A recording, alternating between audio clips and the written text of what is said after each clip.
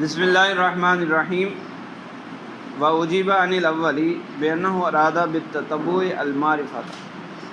جو دو اعتراض گویا کہ ہوئے علامہ سکاکی رحمہ اللہ کی تعریف پر، یا علامہ قزوینی نے جو نئی تعریف کی اس کی دو وجوہات، ایک ہی بات ہے۔ تو جو دو اعتراض ہوتے ہیں علامہ سکاکی کی تعریف پر، پہلا اعتراض یہ تھا کہ علامہ سکاکی نے علم معانی کی تعریف کے شروع میں تتبع ذکر کیا، اور تتبع کے ذریعے کسی بھی علم کی تعریف نہیں کی جا سکتی۔ تو اس کا جواب دے رہے ہیں کہ علامہ سکاکی کی مراد بھی تتبع سے یہاں پر معرفت ہی ہے۔ تتبع سے مراد وہی معرفت ہے، اور معرفت اور علم یہ تو برابر ہے نا، معمولی سا فرق ہے۔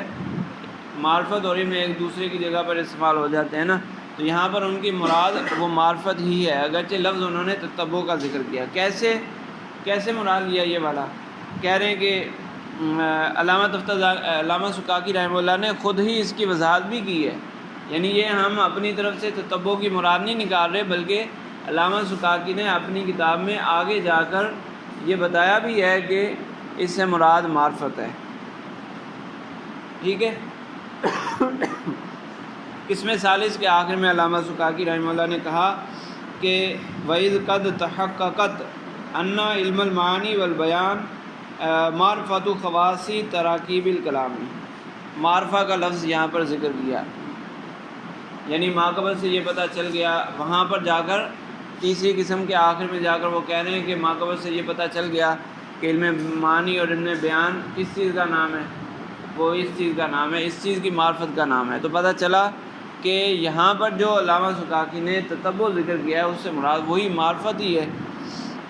تو پھر معرفت کیسے مراد لیا؟ لفظ تتبع سے معرفت مراد لینا یہ کیسے ہے؟ تو فرماتے ہیں کہ یہ مجاز مرسل ہے۔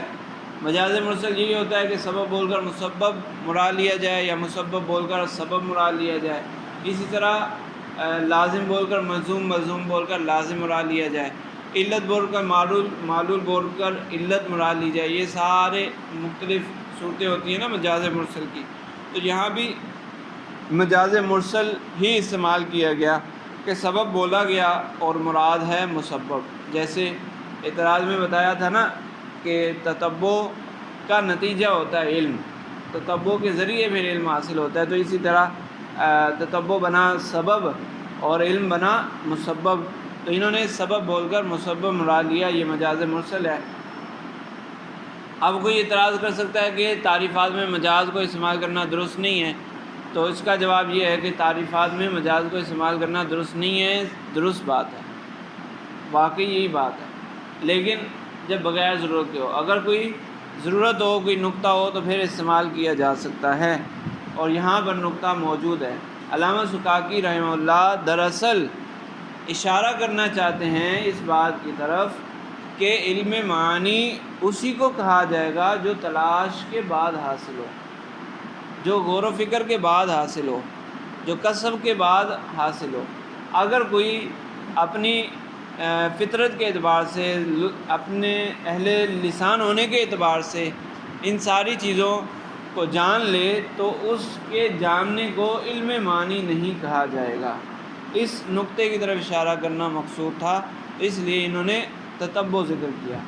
فرماتے ہیں وَأُجِيبَ عَنِ الْأَوَّلِ، پہلے اعتراض کا جواب یہ دیا گیا کہ بِأَنَّهُ أَرَادَ بِالتَّتَبُّعِ الْمَعْرِفَةَ، علامہ سکاکی نے تتبع سے معرفت مراد لی ہے، کما صرح بہ فی کتابہ، جیسا کہ علامہ سکاکی نے خود ہی اپنی کتاب میں اس کی صراحت کی ہے۔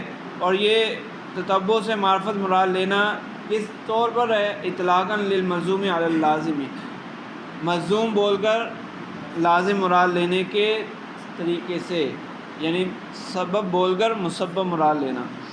اور یہ ایسا کیا کیوں؟ مجاز کیوں استعمال کیا تعریف کے اندر؟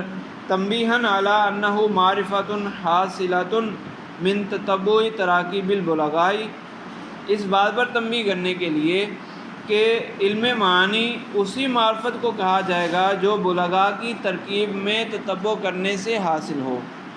حتی ان معرفت العربی ذالک بحسب سلیقۃ لا یسمى علم المعانی،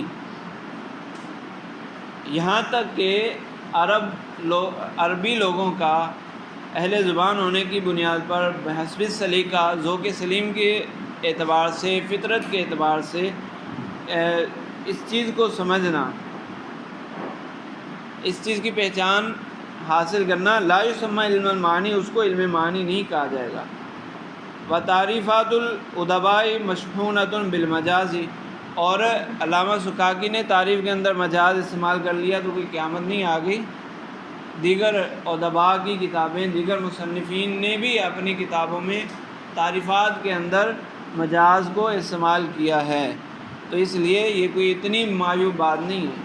بغیر وجہ کے ہو تو پھر تو چلو معیوب ہو، لیکن یہاں وجہ ہے اس لیے مجاز کو استعمال کرنا وہ معیوب نہیں ہے۔ اور دوسرا نقطہ یہ ہے کہ علم معنی، ویسے تو علم معنی ہے کیا؟ مقتضی حال کے مطابق کلام لانے کی صلاحیت، جی ہے نا۔ تو اگر کوئی اپنے فطرت کے اعتبار سے، ذوق سلیم کے اعتبار سے اس بات پر قادر ہے کہ وہ مقتضی حال کے مطابق کلام لاتا ہے، یعنی اس کو یہ چیز حاصل ہے، تو اس کو جو معرفت حاصل ہے اس کو علم معنی نہیں کہا جائے گا۔ علم معنی کا اطلاق تبھی ہوگا جب تلاش تتبع کے بعد حاصل ہو۔ صحیح ہے؟ سمجھ آ گئی؟ جی بری پڑی مشہونہ، مشہونہ کا مطلب بھری ہوئی ہیں، یعنی ادباء کی تعریفیں، مصنفین کی تعریفیں مجاز سے بھری ہوئی ہیں۔ مملوء کے معنی میں نا بھری ہوئی، فل، ہاں۔ وان ثانی، اور دوسرا اعتراض جو یہ ہوا کہ دور لازم آئے گا، تو دور لازم اس طرح کیا تھا کہ علم معنی کی تعریف کے اندر تراکیب ہے، پھر علامہ سکاکی نے خود ہی تراکیب کی وضاحت کی، تراکیب سے کیا مراد ہے۔ وہ تراکیب بلغاء ہے، تراکیب بلغاء سمجھنا موقوف ہوا بلاغت فی المتکلم پر، پھر بلاغت فی المتکلم کے اندر پھر مسئلہ ہے، تو اس طرح دور لازم آیا تھا۔ بنیاد کہاں تھی کہ علم معنی کے اندر جو لفظ تراکیب ہے اس سے مراد تراکیب بلغاء ہے، تو اس کا جواب پہلا یہ کہ ہم نہیں مانتے کہ اس سے مراد تراکیب بلغاء ہے، کیونکہ علامہ سکاکی نے جو خود وضاحت کی ہے اس کو دیکھو دوبارہ۔ انہوں نے کہا کہ وعانی بتراکیب الکلام التراکیب الصادرۃ عمن لہ فضل تمییز و معرفت۔ انہوں نے یہ نہیں کہا کہ تراکیب سے مراد تراکیب بلغاء ہے، بلکہ کہا ایسی ان لوگوں کی تراکیب جن کو تمییز اور معرفت کی فضیلت حاصل ہو۔ وہی تراکیب البلغاء جو آگے کہا تھا، یہ اس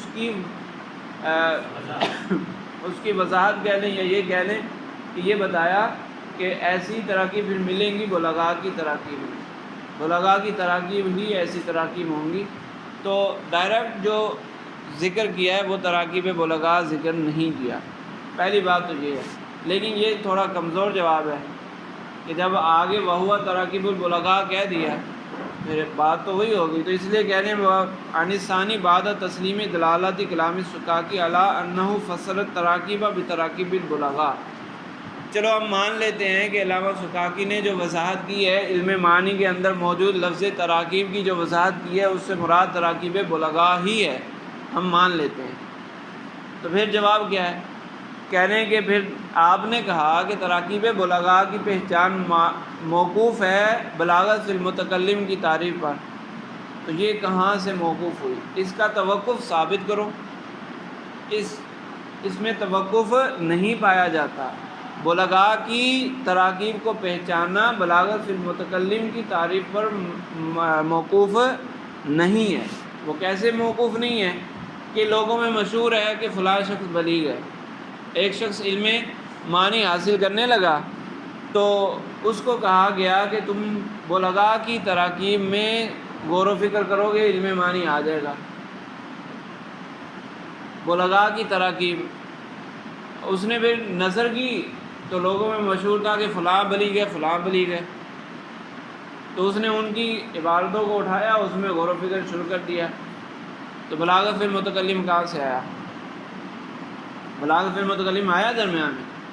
علم معانی کا حاصل کرنا موقوف ہوا تراکیب بلغاء پر. اور تراکیب بلغاء کیسے پتہ چلی؟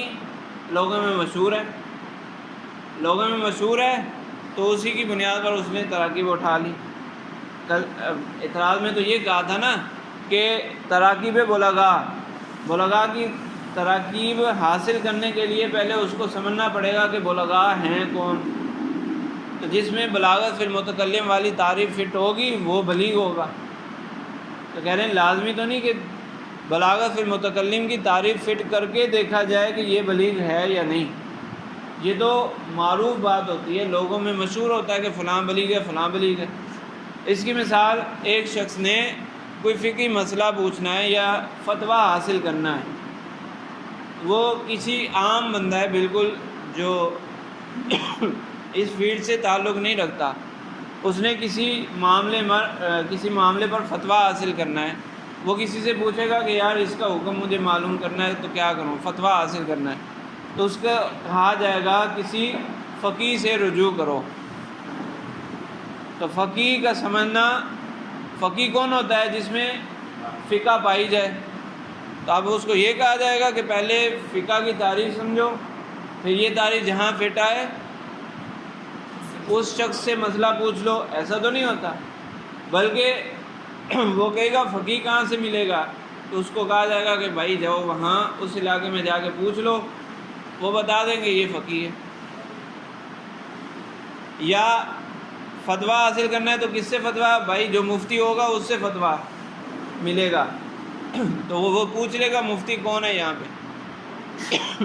مطلب یہ کہ اس چیز کی پہچان یہ تعریفوں پر موقوف نہیں ہوتی بلکہ عرف سے بھی پتہ چلتا ہے، جو لوگوں میں رائج ہے مشہور ہے اس سے بھی پتہ چلتا ہے. تو تراکیب بلغاء کی پہچان یہ بلاغت فی المتکلم پر موقوف نہیں ہے بلکہ یہ مشہور ہے، لوگوں کے درمیان جو مشہور ہے اسی سے پتہ چل جائے گا. تو اس لیے دور لازم نہیں آئے گا. جواب یہ دیا گیا بأن المراد بها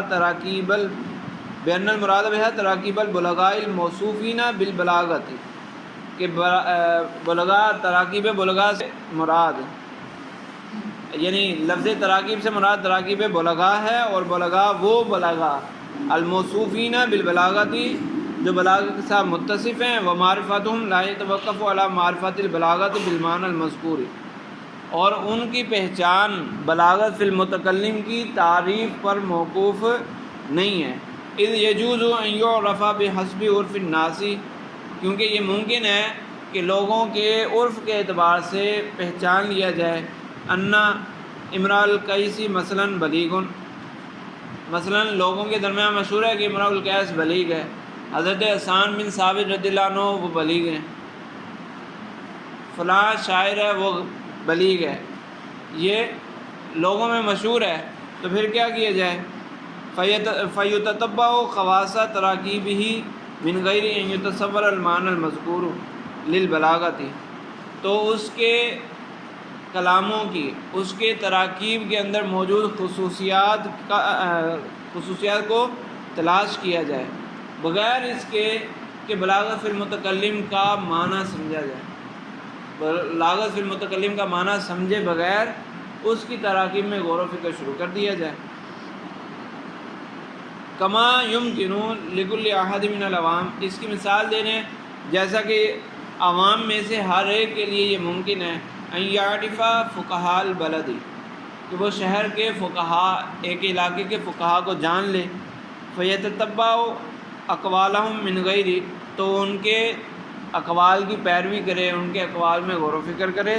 من غیر ان یعرف ان الفقہ، بغیر اس کے کہ وہ یہ جانے کہ فقہ کس کو کہتے ہیں، کہ فقہ اس چیز کا نام ہے کہ العلم ان الفقہ علم بالاحکام الشرعیۃ الفرعیۃ مقتسم من ادلتها التفصیلیۃ، پوری تعریف جانے بغیر وہ فقیہ کو سمجھ سکتا ہے.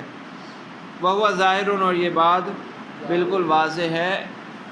یعنی تراکیب بلغاء بھی مراد لے لیا جائے تو تراکیب بلغاء کا بلاغت فی المتکلم پر موقوف نہ ہونا یہ تو واضح ہے. وَأَقُولُ لَا يُفْهَمُ مِنْ قَوْلِي بِتَوْفِيَةِ خَوَاصِ التَّرَاكِيبِ حَقَّهَا إِلَّا أَنْ يَكُونَ ذَلِكَ الْمُتَكَلِّمُ بِحَيْثُ يُورِدُ كُلَّ تَرْكِيبٍ لَهُ۔ اب علامہ تفتازانی ایک اور جواب دے رہے ہیں، فرماتے ہیں کہ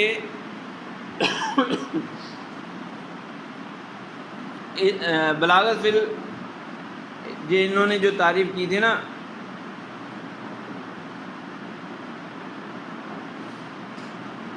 بلاغت فی المتکلم کی تعریف کی تھی علامہ سکاکی نے، بلاغت فی المتکلم کی تعریف کی کہ بلوغ المتکلم فی تعدیت المعانی حدا لہ اختصاص بتوفیت خواص التراکیب حقہا۔ تو دو لازم کرتے ہوئے یہاں بھی ایک بات کی تھی نا کہ تراکیب سے مراد یا تو یہاں پر بھی تراکیب بلغاء ہی ہوں گی یا تراکیب بلغاء کے علاوہ کچھ اور ہوگا۔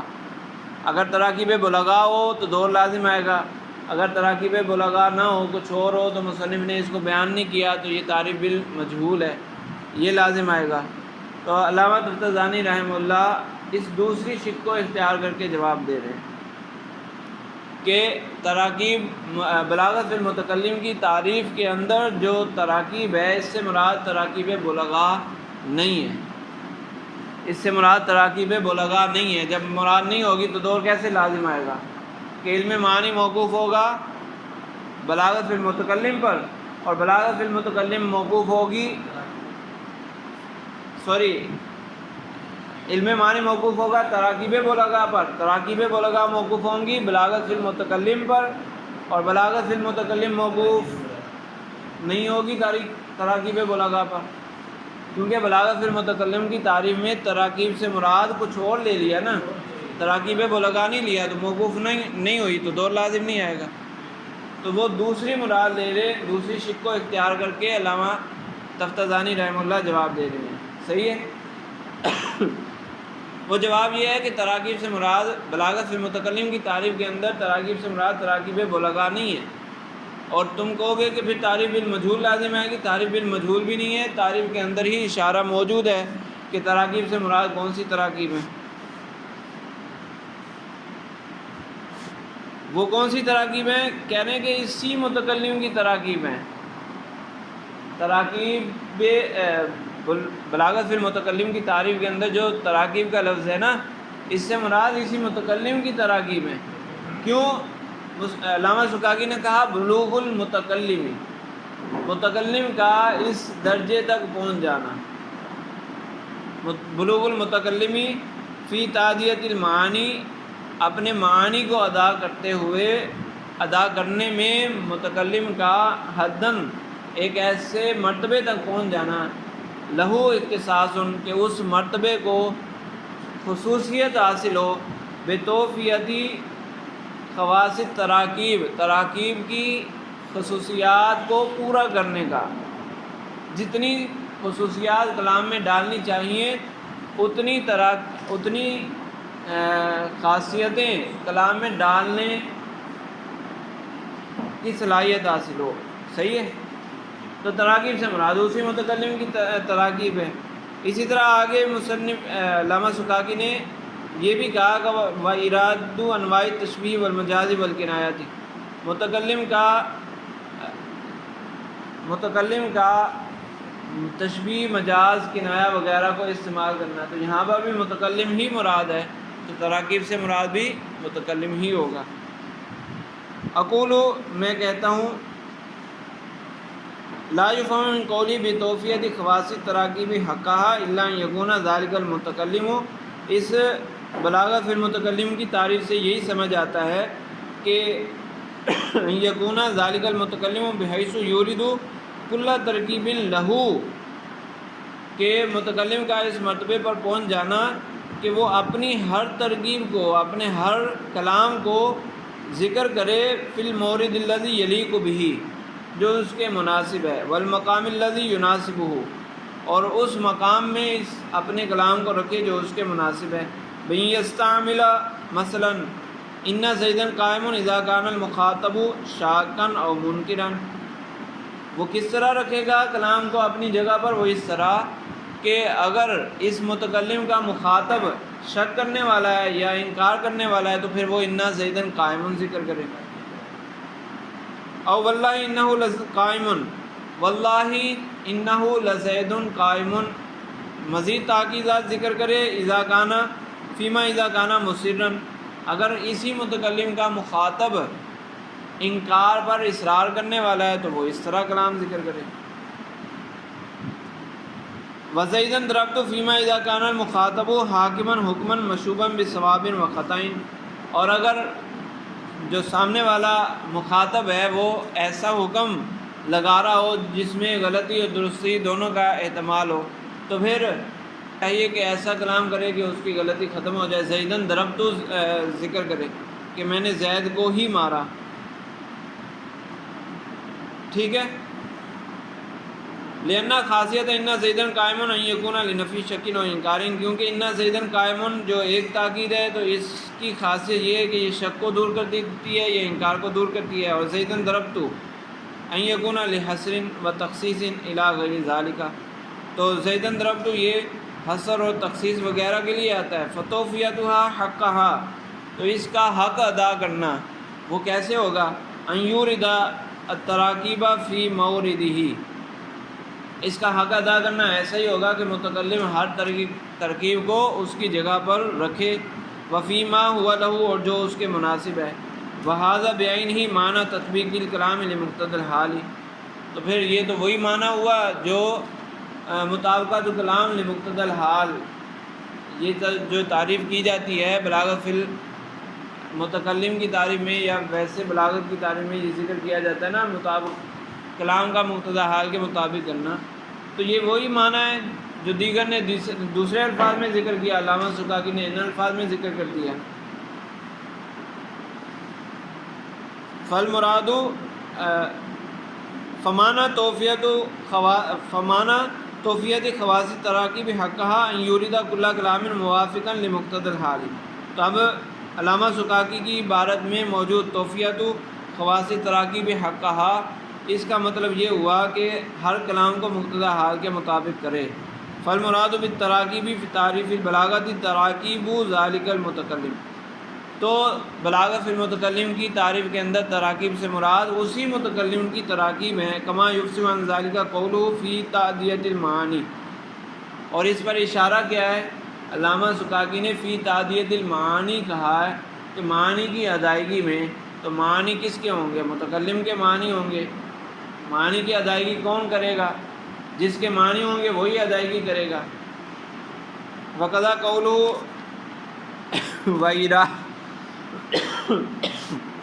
وَإِرَادُ أَنْوَاعِ التَّشْبِیہ وَالْمَجَازِ وَالْکِنایَۃِ عَلیٰ وَجْہِہَا، اور اسی طرح علامہ سکاکی کی عبارت کا جو اگلا حصہ ہے یہ بھی اسی بات پر دلالت کرتا ہے کہ اس سے مراد متکلم خود ہی ہے۔ اذ لا معنی لہ الا ان یکون ذلک المتکلم، کیونکہ اس کا یہی مطلب بنتا ہے کہ متکلم اس مرتبے پر ہو بحیث یورد کل تشبیہ و مجاز و کنایۃ کما ینبغی وعلی ما ہوا حقہ، کہ وہ ہر تشبیہ مجاز کنایہ کو درست طریقے سے استعمال کرے۔ ولیس المعنی علی انہ یورد تشبیہات البلغاء و مجازاتہم علی وجہہا، اس کا یہ معنی تو نہیں ہے کہ جو بلغاء نے تشبیہات استعمال کی وہی تشبیہات یہ اپنے کلام میں استعمال کرے، اس سے تو کلام درست ہی نہیں بنے گا۔ وہذا فی غایۃ الحسن و نہایت اللطافت، اور یہ انتہائی حسین اور لطیف تعریف ہے جو علامہ سکاکی نے کی ہے۔ ولا عجب من المصنف وغیرہ، چلیں یہاں سے پھر ٹائم اوپر ہوتا جا رہا ہے۔ تو بہرحال علامہ تفتزانی رحمہ اللہ نے علامہ سکاکی کی تعریفات کو درست کیا ہے۔ پھر مزید تھوڑی سی بات رہ گئی ہے وہ آگے۔